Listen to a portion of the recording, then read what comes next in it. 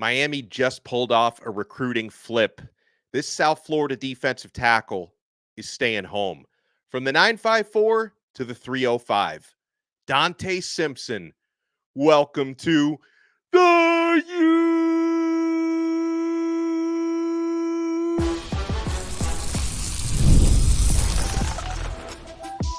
You are Locked On Canes, your daily podcast on the Miami Hurricanes, part of the Locked On Podcast Network, your team every day. Hurricanes add a defensive tackle to the class, and I think this one's going to stick through National Signing Day. We'll talk about why. I am Alex Donno, University of Miami alumnus, co-host of Locked On ACC, writer for allhurricanes.com. Thank you so much to the everydayers for making Locked On Canes your first listen and your first watch today. We're available free wherever you get your podcasts. We're free on YouTube. We're part of the Locked On Podcast Network, your team every day. Also on this episode, we will talk about Miami leading the ACC with 5 preseason all-conference players, including the ACC's preseason player of the year. For what that's worth, I know preseason player of the year, what really counts is what happens during and after the season, but it's still an honor nonetheless. We will get to it, but we'll talk about this newest Miami Hurricanes verbal commit. What does this mean for where Miami's class of 2025 now ranks? What will Donta Simpson bring to the U, and why did he decide Miami was the spot for him? So let's talk about Miami's newest verbal commit, 3-star defensive lineman out of Chaminade-Madonna, which you guys already know is one of the top high school football programs in the entire country.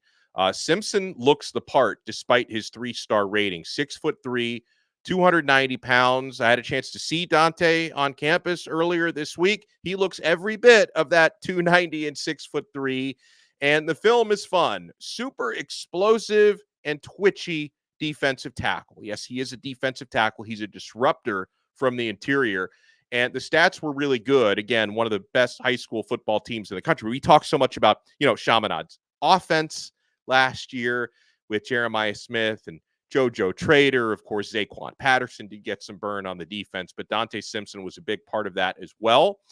Last year, he racked up 43 tackles, 19 and a half tackles for loss, did a lot of his work in that backfield, 7.5 sacks, 3 forced fumbles, 2 fumble recoveries, and most fun of all, he had a pick 6 last year. It was nice to see the big man running one back into the house. So Simpson, I mentioned seeing him on campus midweek. That was his second trip in just a few days down to Coral Gables because he visited Miami on Saturday for the big recruiting cookout. He apparently vibed very well with Miami's coaches. He earned a Miami offer on Sunday. Was back on campus Wednesday, commits on Friday. And okay, just so I get the flip part of it down there for those keeping score at home, wondering, like, he said it was a flip. This is a flip. Donta Simpson had been committed to the Maryland Terrapins. Committed to Maryland, but if you heard the words of Donta, we talked about this on our Monday episode here of Locked On Canes. You had mentioned growing up, watching Miami. Sounds like he was a Miami fan growing up, and he was really looking forward to getting that offer. That's what he said coming out of Saturday. He gets the offer on Sunday, and it takes less than a week for Donta to make it verbally official and pledge to the U. And if you saw our episode on Monday, we talked about Donta Simpson with Brian Smith, and Brian totally predicted this. Like Brian said, now that Donta, who wanted that Miami offer, has got that offer, Brian said within a week he thought Simpson would flip from Maryland to Miami, and that's exactly what Donta Simpson did. He is now a Miami Hurricane. And speaking of Brian Smith, who is our recruiting overlord, here's from Smith's scouting report on Simpson. He says Simpson is an underrated prospect as a 3-star recruit by all the major recruiting services. He is a power player with the ability to penetrate and disrupt plays. His huddle film also shows Simpson with the quickness to get off blocks and bring down ball carriers or quarterbacks during one-on-one situations. Miami needs more big-bodied defensive linemen with the athleticism to create big plays, and Simpson fits the bill. The Canes do not have another defensive tackle recruit in the fold right now, so they will still look to add another one to the 2025 class. And if we can add another one to the class, I certainly hope it's Elijah Griffin. Miami made the top 3 for Elijah. Most of the trends for Griffin have been to Georgia. That's the way people expect that one to play out, but we will be finding out from Elijah maybe as soon as October. I think October 12th is when his birthday is. He's thinking about making an announcement then. But this is a nice get for an underrated local player who comes from a very important pipeline high school program to the University of Miami. So Donta Simpson, welcome to the U. And folks, we're only getting started on this special Friday evening episode of Locked on Canes Happy Hour. You guys have your cocktails out. You're watching me talk some Miami Hurricanes recruiting. We will talk about where Miami's class of 2025 now ranks. So you want to keep it locked right here. As we say, we're only getting started on this brand new episode of Locked on Canes.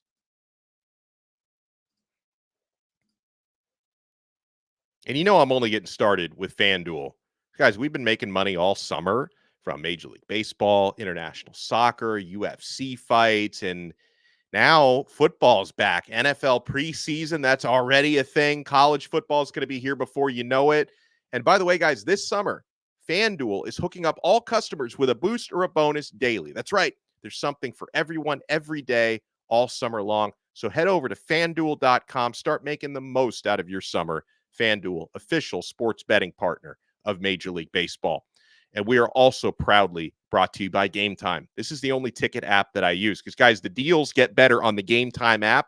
The closer you get to kickoff, first pitch, tip-off, Game Time is an authorized ticket marketplace of Major League Baseball, which makes getting tickets faster and easier. Prices on the Game Time app actually go down the closer it gets to the event starting. I'm still waiting on my Miami at Florida tickets because I know the prices are going to get better. You save up to 60% off buying last minute for sports, concerts, comedy, theater, and so much more. Get a panoramic view from your seat in the app before you buy. So take the guesswork out of buying tickets with Game Time. Download the Game Time app, create an account, and use code LOCKEDONCollege for $20 off your first purchase. Terms apply. Again, create an account and redeem code LOCKEDONCollege for $20 off. Download Game Time today. Last minute tickets, lowest price guaranteed.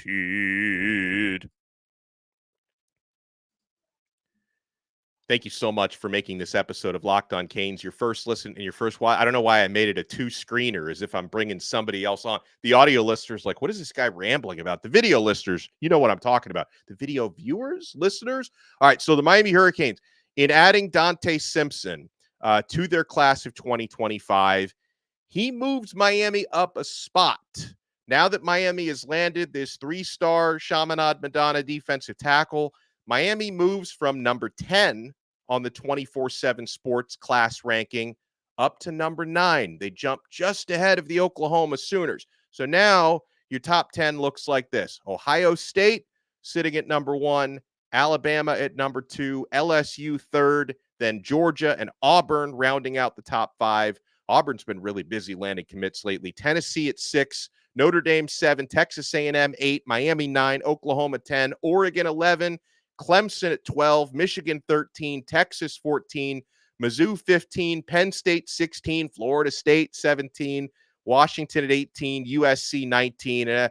If I were to try to go down to find the Florida Gators, we'd be here all day. So let's end it at 19. Miami now the number 9 rated class in the entire country. So Donta Simpson becomes Miami's 20th verbal commit in this class. I expect the class to finish around 25, maybe 26, 27. You're obviously going to land more players before signing day. You know, maybe you'll lose some flips. I hope not. Donta Simpson definitely will not flip away from Miami. He just flips to Miami from Maryland today. So along with Donta Simpson, Miami has interior offensive lineman S.J. Alofi-Tuli at 4 stars, Gavin Nix, linebacker at 4 stars, Hilton Drake Stubbs, 4-star borderline, 5-star at safety, Jabari Antoine, 4-star at cornerback, Brock Schott, 4-star tight end, Gerard Pringle Jr., 4-star running back, Amari Wallace, 4-star defensive back. And by the way, we're prayers up for Amari. You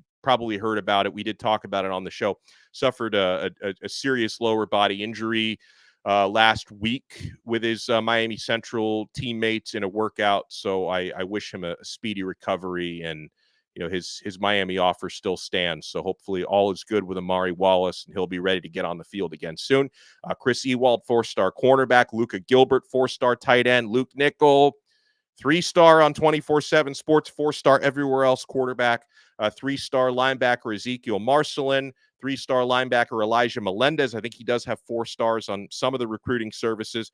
Dalen Upshaw, 3-star wide receiver. Herbert Scroggins, 3-star edge. Timothy Merritt, 3-star corner. Max Buchanan, 3-star interior offensive lineman. Demetrius Campbell, 3-star offensive tackle. And 3-star offensive lineman TK Mew and Jaden Wilkerson. It's getting like now going down all the verbal commits. It used to take me like 30 seconds to do that. Now it takes me like 3 minutes to do that. So to all these young men, welcome to the freaking U. So all right. First team All-ACC preseason and ACC Player of the Year have been awarded. And I was one of the voters for all this, folks, by the way. I had the vote. I was at ACC Kickoff Media Days last week, and I did vote for the guy who gets named ACC Preseason Player of the Year, and that is Cam Ward.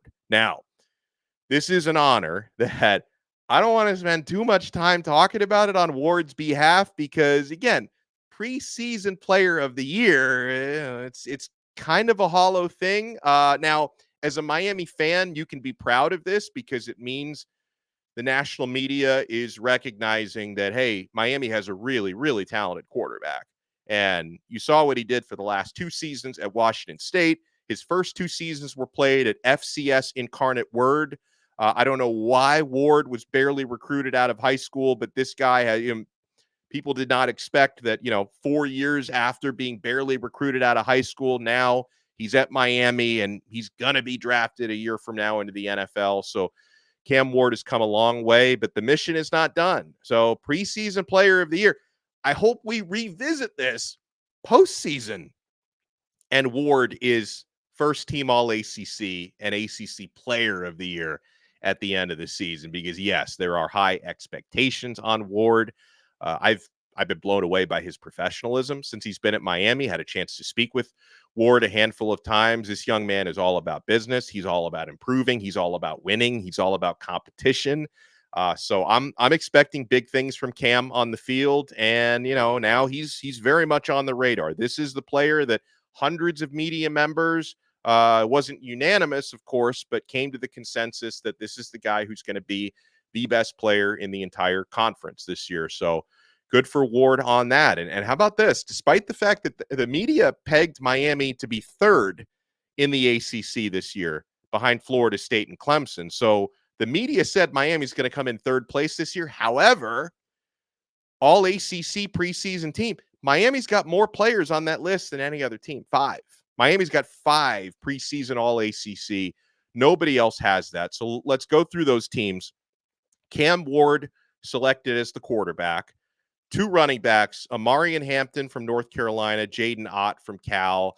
Obviously, you can make an argument that Damian Martinez could be there, and I did vote for I voted for Martinez and Amarian Hampton to get the spot, but you're splitting hairs because Ott was putting up video game numbers at Cal last year, and Amarian Hampton put up big numbers. They actually, both of them had more rushing yards than Damian Martinez did, for what that's worth.